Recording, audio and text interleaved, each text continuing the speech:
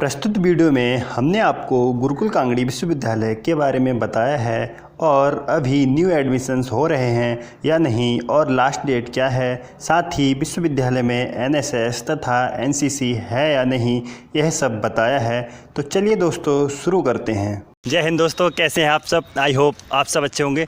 तो दोस्तों आज हम गुरुकुल कांगड़ी विश्वविद्यालय में आए हुए हैं और यहाँ का जो बहुत ही सुंदर घाट है इसके पीछे बना हुआ है, जस्ट कॉलेज के पीछे।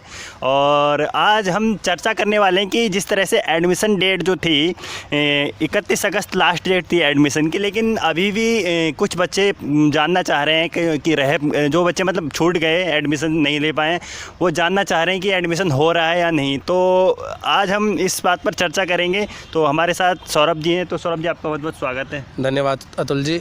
हाँ, तो हमारे व्यूअर्स को बताइए, आपकी जो स्टूडेंट्स हैं जो एडमिशन नहीं ले पाए किसी कारण से, या रिजल्ट नहीं आ पाया, या जैसे भी कहीं ना कहीं फंसे रह गए क्योंकि कोविड-19 के समय में कहीं ना कहीं कोई ना कोई अपने काम में लगा है ना, व्यस्त है। तो जो एडमिशन नहीं हो पाए, रह गए, उनके बारे में आप क्या कहना चाहेंगे? अभी हो रहे हैं एडमिशन, ओपन है या नहीं हो रहे हैं, या एक्स्ट्रा कुछ फीस चार्ज करके हो रहे हैं? तो क्या कहना चाहेंगे इसके बारे में? अतुल जी, वैसे तो एडमिशन हमारे कॉलेज के इस समय फिनिश हो चुके हैं, लेकिन ऐसा अगर किसी बच्चे के साथ कुछ प्रॉब्लम हो जा रही है कि उसको कोविड-19 की वजह से और कोई रिलेटेड कुछ प्रॉब्लम हो जा रही है, तो उसके लिए ऐसा प्रोसीजर है कि वो लेट फीस जमा करके अपना एडमिशन करा सकता है, वरना सर से बात करके भी अपना एडमिशन करा सकता है।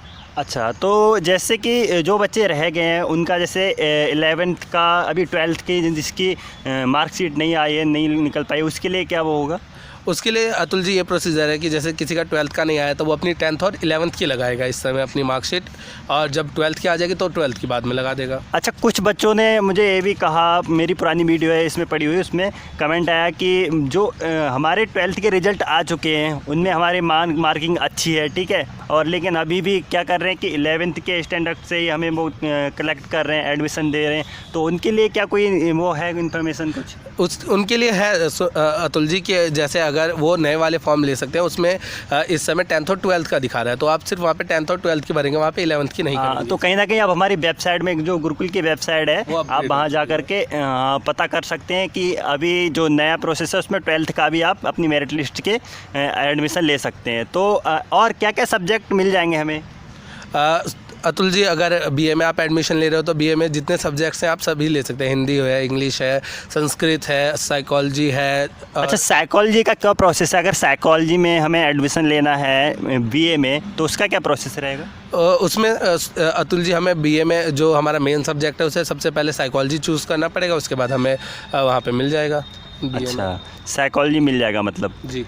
तो क्या स्कोप लगता है आपको साइकोलॉजी अगर लेना चाहे कोई बच्चा? इसमें कम से कम एटलीस्ट आपके 50% तो होने ही चाहिए मार्क्स। आपके 12th क्लास में 50% तो होने ही चाहिए। अगर आपके इससे नीचे हैं तो आप एक्सपेक्ट भी मत करिए कि आपका एडमिशन कहीं भी होगा, क्योंकि इस समय तो बाई चांस हो रहे हैं, क्योंकि इस समय कोविड-19 चल रहा था तो बच्चों के कम परसेंटेज पे भी एडमिशन हो रहे हैं। बट ऐसा कभी हमारे कॉलेज में आज तक तो हुआ नहीं, लेकिन बस इस बार स्पेशल केसेस हैं क्योंकि कोविड-19 चल रहा था, दैट्स वाई 50% से नीचे भी लिया जा रहा है। वैसे लिया नहीं जाता है, किसी भी आप स्कीम को चुन ले, चाहे साइकोलॉजी हो, चाहे इकोनॉमिक्स हो, चाहे हिस्ट्री हो, किसी को भी ले, 50% से नीचे मार्क्स एक्सेप्टेबल नहीं है, बट इस समय एक्सेप्टेबल हैं, तो आप एडमिशन ले सकते हैं किसी भी स्कीम में। अच्छा, तो मैं एक बात और आपसे पूछना चाहूँगा कि अभी एंट्रेंस तो है नहीं, शायद आप बताना चाहेंगे एंट्रेंस है कि नहीं? एंट्रेंस नहीं होगा इस समय, डायरेक्ट एडमिशन हो रहे हैं, क्योंकि दिक्कत ये हो रही है ना, क्योंकि कोविड के रूल्स हैं तो वो फॉलो करने ज़रूरी है, दैट्स वाई इस समय एंट्रेंस नहीं किया जा रहा है। सौरभ जी, मैं आपसे एक बात और जानना चाहूँगा कि कुछ बच्चे हैं जिनका जो मेन फोकस है एनसीसी या एनएसएस जो लेना चाहते हैं, तो क्या अवेलेबल है गुरुकुल में?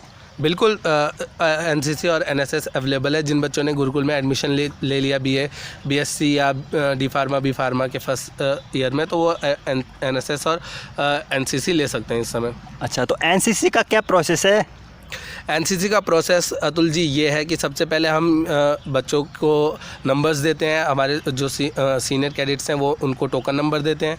टोकन नंबर लेने के बाद उनको एक दिन बुलाया जाता है उनके सिलेक्शंस के लिए, उसके बाद सिलेक्शंस की जाती है, उसके बाद उनका एडमिशन किया जाता है। हाँ, तो सौरभ जी, आपने एनसीसी के बारे में अभी बताया, और मैं जानना चाहूँगा कि एनएसएस का क्या प्रोसेस है और क्या ऐसे मिल सकता है हमको? बिल्कुल अतुल जी, इस समय मिल सकता है आपको एनएसएस, लेकिन आपको सबसे पहले फॉर्म लेना है, फॉर्म भर के सबमिट करना है। उसके बाद जो भी प्रोसीजर होगा वो आपको जो एनएसएस के हेड सर हैं वो आपको बता सकते हैं। अच्छा, तो मैं और एक बात जानना चाहूँगा, जैसे एनसीसी और एनएसएस तो हो ही गया, लेकिन और भी कोई लेना है जैसे फिजिकली या किसी उसमें, तो क्या क्या और मिल सकता है हमें? अतुल जी, इसमें हमारे गुरुकुल में बहुत सारे स्पोर्ट्स अवेलेबल हैं जिसमें आप जिसके लिए आप सिलेक्शन दे सकते हैं।